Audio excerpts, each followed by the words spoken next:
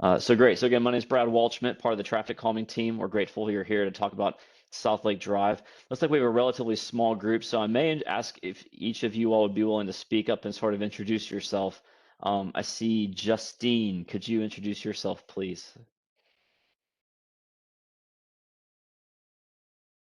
Hey guys, thanks for doing this. Yeah, I'm just on Southlake, and I think it's been a long process since our first Zoom talking about our here. So thank you for doing it, and thanks for sending out that mailer. And I don't know if it's a tough time or what, but the neighborhood group, I did email them before this meeting just to kind of give everyone a heads up too. So thank you guys for your time. Okay, great. And Justine, I see you're on the meeting. I also see an 859 number. Is that you or is that somebody else? I think that's someone else. Great. Well, welcome whoever's calling in from an 859 number. Would you all be willing to introduce yourself? Hi, yes, I'm the 859 number. I'm Tommy Phelps. I live on Southlake as well. Sorry, I'm kind of multitasking, making dinner, so that's why I called in instead of joining the link. But That's totally fine. So just to make sure, are you looking at anything on your screen or are you just going to be listening in? I'm just listening in. Okay. Well, then we will make sure to try to talk and present so that we know people are not looking at anything. We can adapt, no problem at all. So Hey, Brad, Okay. I was just yes. going to give you a heads up because Tommy has been one of the folks too that worked on petitions with me. So really I think, and Tommy, I don't want to speak for you. You're kind of preaching to the choir. I don't know if you're going to record this Yeah. and then post it, but both of us are pretty familiar with the plan. I think Laura on the last Zoom, you were the one that kind of went through everything with the like rubber speed bumps that allow for emergency access. But anyway, I mean, I'm just saying that to save you guys time if you want to save time. But again, if you're Okay. recording this and have to post it, I don't know what the Metro rules are. Right Just a on. heads up. Okay. Well, Gil, I know you're calling in with NDOT, so I'm gonna ask Gil if he would like for a speed version, given the audience, or if he'd like for the full meeting number 2 presentation for the video archives. Gil, what are your thoughts? Yeah, hi everybody. My name is Gil Thomas. I'm the program manager with NDOT. Um, it is a small group, but again, we are recording this so that we can make this available to anyone else who has missed it tonight. I'll make sure to get this recording link out. We'll get it to Councilmember as well to try to get it distributed for those that missed out on tonight. So while I understand, and it can be a bit abbreviated, I would like to kind of hit all the points just in case for those that tune in the future, they get a good grasp of everything going on. Absolutely. Appreciate that, Gil. Let's go ahead and get started. Again, appreciate you being on here, Gil. Appreciate the neighborhood as well. I just want to confirm, Justine, are you able to see my screen okay? I want to make sure I'm doing this right. Yeah, I can. Excellent. All right. So yeah, we're here to talk about Southlake Drive. You know, if y'all were at the meeting number 1, you may recall we sort of focus on 3 E's of traffic calming: education. This meeting right here is just one example of the education, talking about speeding, traffic, and things that NDOT and engineers can do about it. Enforcement is definitely a part of it. Enforcing speeds is definitely a part of traffic calming. We at NDOT do not have as much control over that, but it is an important part. What we do at NDOT have control over is that third one, engineering, looking at the roads, things to actually how to modify the roads to try to manage vehicle speeds a little more. So when we're talking about traffic calming, we are focused on residential streets, and we're looking to reduce speeds through physical solutions and really just trying to encourage those low speeds, not just at one spot only, but really along an entire corridor. And so the neighborhood street traffic calming program focuses on streets and kind of like I mentioned, wants to use devices to reduce those speeds and also increase safety. That's definitely a parallel, reducing speeds and increasing safety. One thing we like to make sure people are aware of outside of the traffic calming program, if you ever have something that you think needs attention, Hub Nashville is a wonderful resource. You can call 311 or you can go to hub.nashville.gov.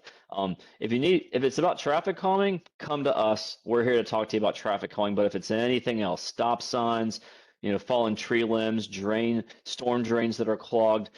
The Hub Nashville is a great resource. And then we also have the walk and bike contact Anna Dearman here if neighbors or residents ever have questions about walking and biking infrastructure along their street or in their neighborhood. And then JD Lane is on the Beautification Commission if you ever want to inquire about adopting a street or neighborhood cleanups or anything like that. So traffic calming prioritization. NDOT looks at all of the streets that get applied for. I think it's over 400 streets right now that have applied for traffic calming. In Metro Nashville, we look at data. We look at how fast are cars going on each street. We look at how many crashes have occurred on those streets.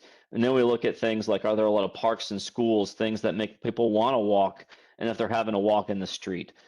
Those are kind of all the scoring criteria that every street that gets applied for gets run through. And back in December 2021, Southlake Drive was one of those.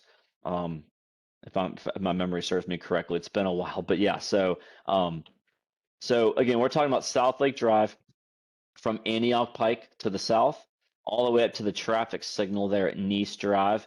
And just for everybody to note, it's designated as a collector street and it's posted at 30 miles per hour. And then this map just shows a visual of that same stretch of Southlake Drive. So right there from Antioch to the traffic signal at Nice Drive. So that's what we're focused on.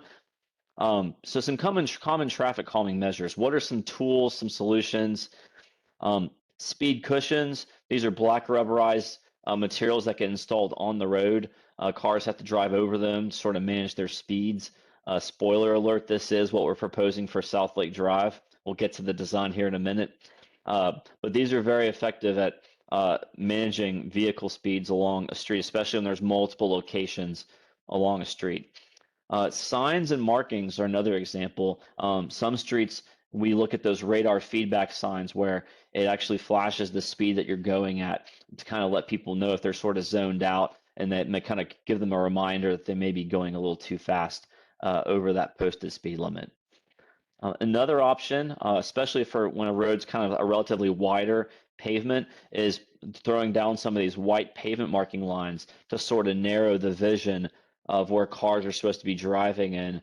It can be a helpful visual reminder for drivers that they don't have as wide of an area to be driving in. It can help with traffic calming on some streets. Speed tables are similar to cushions, except that one large piece extends across the entire pavement, and it's a little longer as far as where the cars are driving over. It's longer, whereas if I go backwards here to the speed cushions, you can see there's two or three of them, so that emergency vehicles have less of an impact because their wheelbases are wider.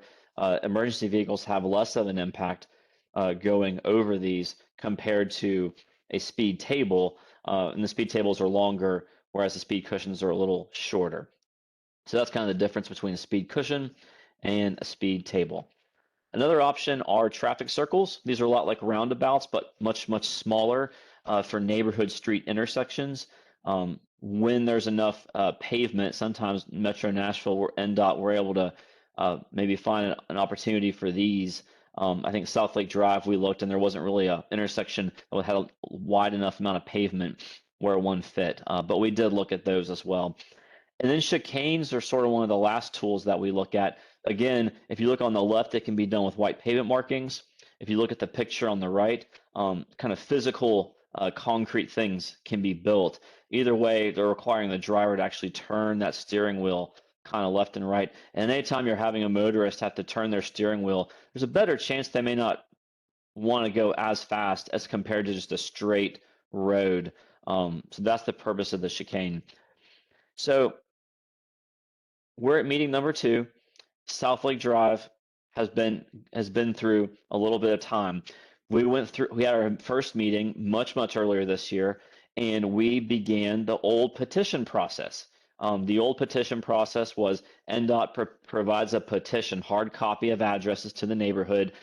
The neighborhood has 6 months to obtain 70% of all property owners along Southlake Drive.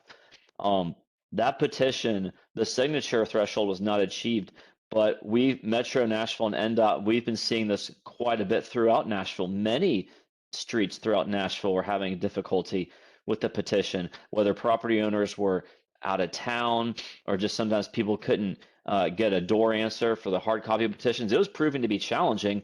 Additionally, with that kind of sometimes difficulty in getting responses, it was unclear on whether a unsuccessful petition of all 70% of all property owners was because there was a lack of support or because people just weren't responsive. And so what NDOT has done effective July 1st is change the policy, and Southlake Drive is being integrated into this new change. Where now, similar to the meeting number 2 that we're here at, where NDOT mailed out meeting advertisements, NDOT is going to send out another mailer. It's going to look very similar, and it's going to be a ballot, and it's going to be an online ballot where people can go to the website and actually vote.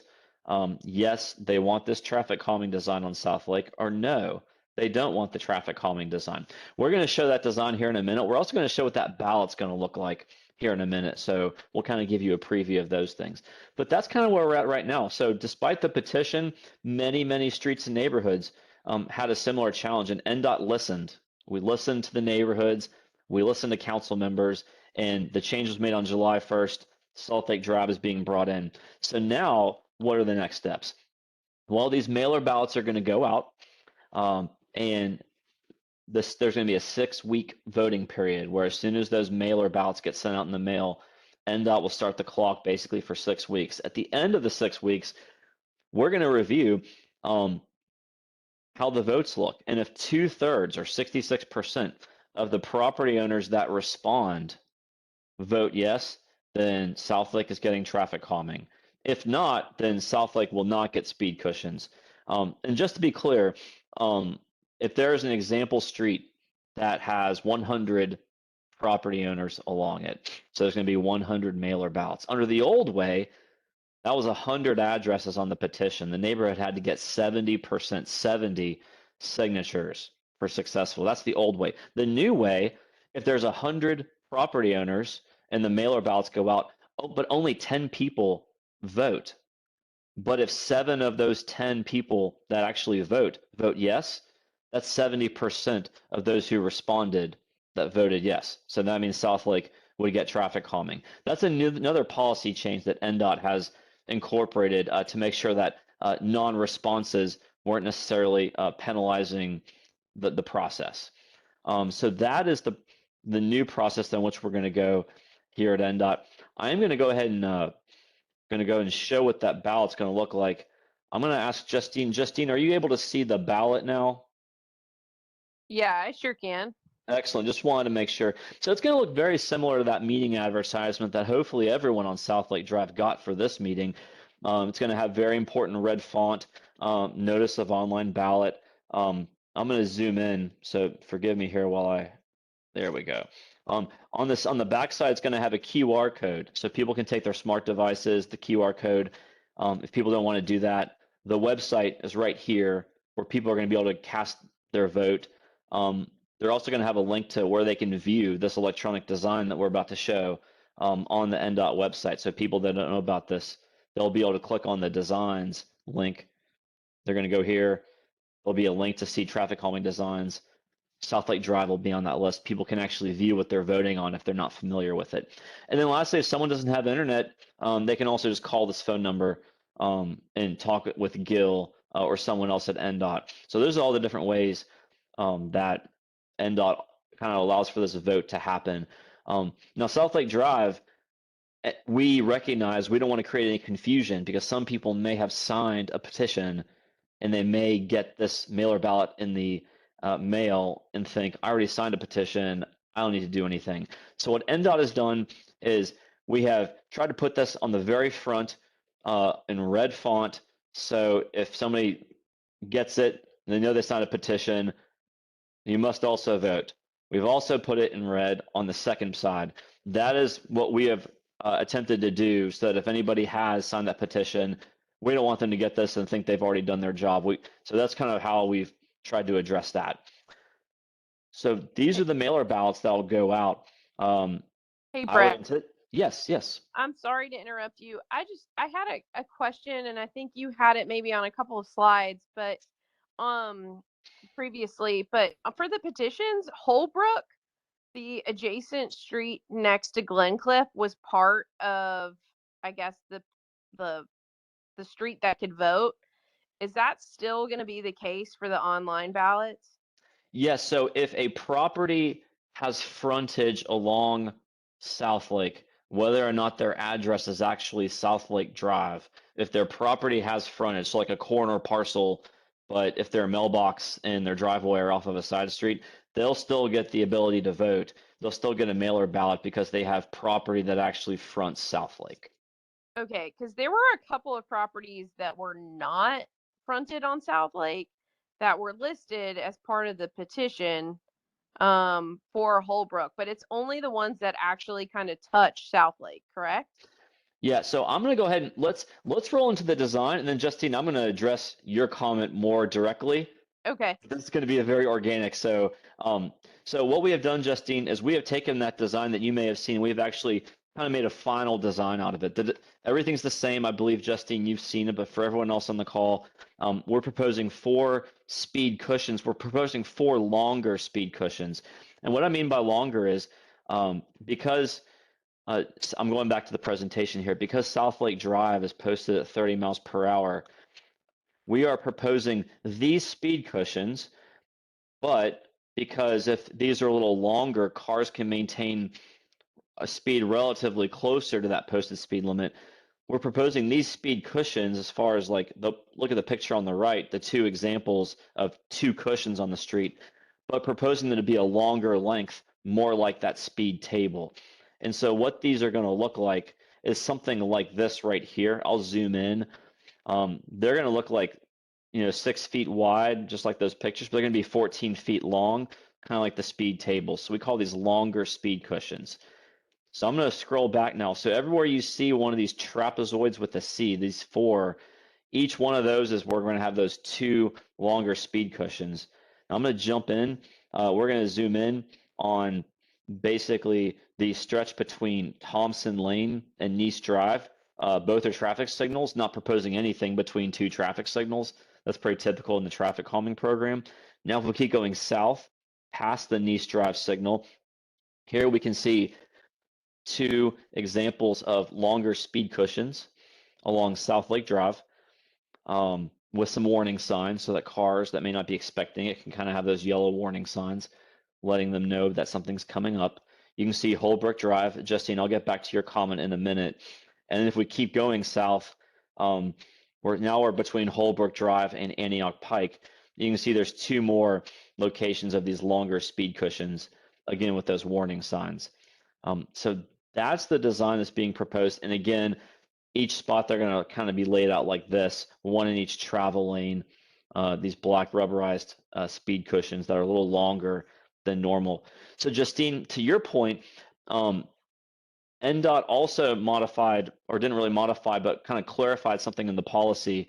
Under the petition process, we had included all of the homes along Holbrook Drive, since that was sort of the only way in and out on Southlake. However, after consulting with NDOT and looking at the policy, this was not changed on July 1st.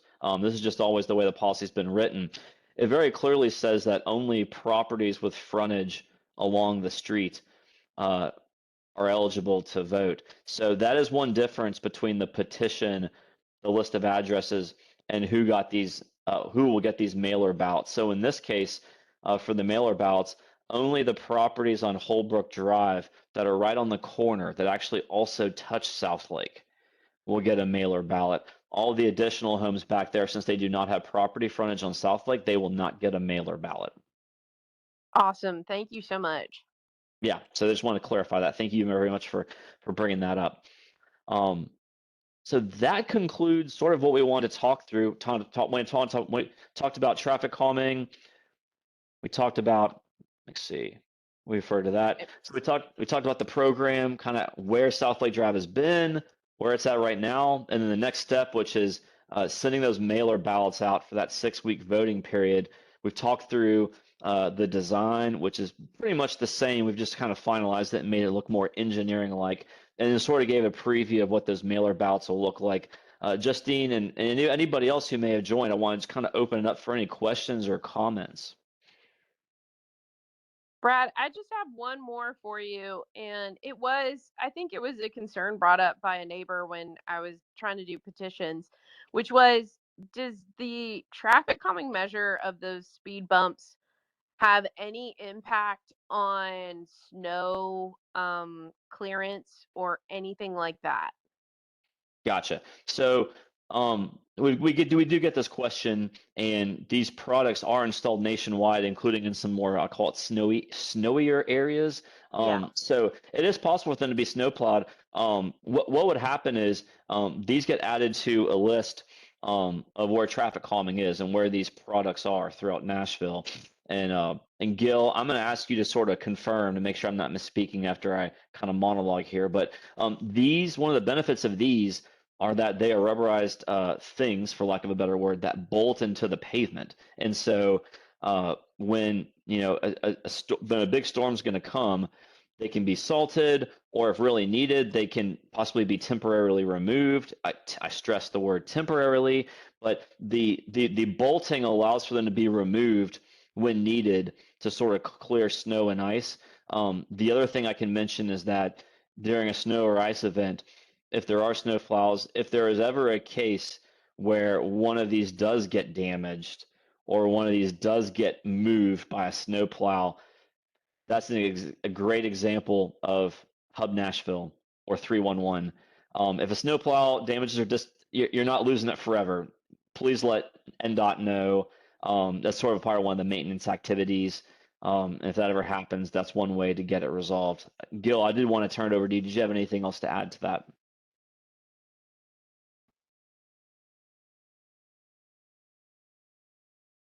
I'm going to assume I covered it then, but yeah, we've gotten that question before, Justine, and that's sort of what we found. So does that kind of address your question? Yeah, that's great.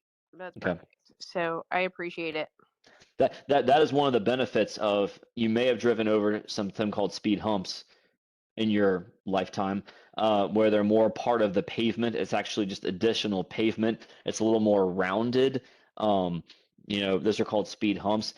My opinion is that's one of the disadvantages of the paved speed humps, because you think about snowplows and ice. If a snowplow damages that, the snowplow has now damaged part of the road, part of the Right. asphalt. So that's one of the reasons why NDOT prefers these rubberized things, where they can either remove them temporarily, or if they do get damaged, you're not tearing up the rest of the road. It just has to replace that rubberized thing. So Awesome. That's great. Well, thank you so much. absolutely.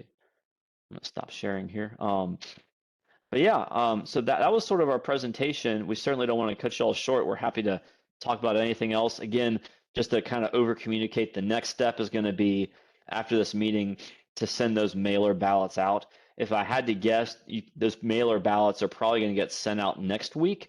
And so I would think by the end of next week, the property owners that have frontage along Southlake can start to see those come in the mail. That would be the time frame. Then that would open up the 6-week voting. And again, there's the QR code. The web link will be on there if people prefer to type that in, or if people don't have internet access, that phone number will be an option as well. Awesome. Well, thank you guys so much. Tommy, do you have any questions too that you got when you were doing petitions? I know you're multitasking. Oh, no, you're fine. Yeah, well, I think the only questions I fielded, you already got answered about the clearing of the roads, and then just concerned about emergency vehicles as well. Right. Yeah. One of the benefits of the speed cushions are, again, with the fire trucks and ambulances, their wheelbases are wider, so that does have less impact. I do say less impact because some of them do have double tires in the rear, and so some of those still will sort of maybe ride up on the. I'm gonna go back to the picture real quick, because pictures are always better.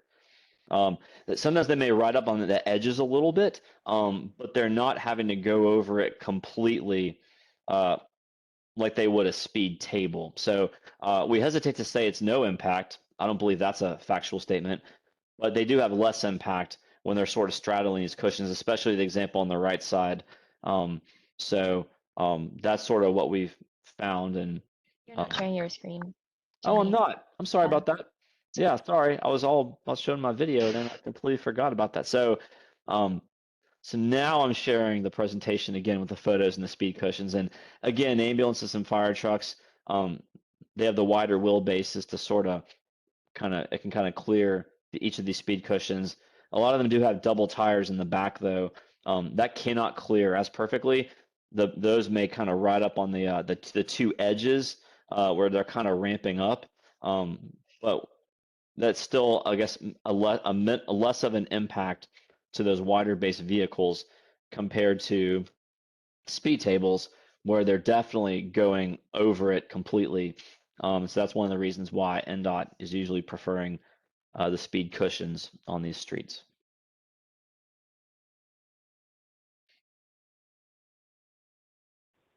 Okay, great. That's helpful to know. Yeah, I think those were the only questions that I fielded whenever I was trying to collect petitions. So that's helpful. Gotcha. Okay. Excellent. Well, are there any other comments or questions that we can answer about traffic calming or Southlake Drive?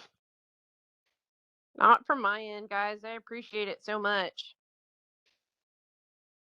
Great. Well, thank you all for being here. And again, I think the next step is those mailer ballots. I think you can expect to see those coming in your mailboxes. If you're a property owner on Southlake, you can expect to see them next week sometime.